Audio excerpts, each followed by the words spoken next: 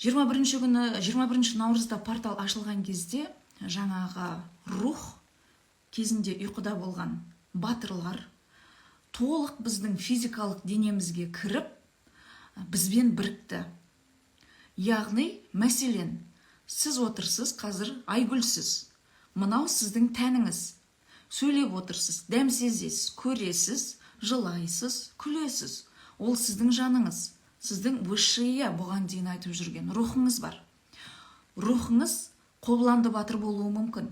Портал ашылған күні сол батырдың рухы сізбен бірігіп, енді жан, тән, рух үшеу бірікті. Су құйғыш дәуірі толықтай 21 наурызда кірді бізге. Жаңа дәуір басталды, балық дәуірі толықтай кетті. Ақыр заман деп сонша уақыт сіздер айтып жүрген нәрсе осы болды.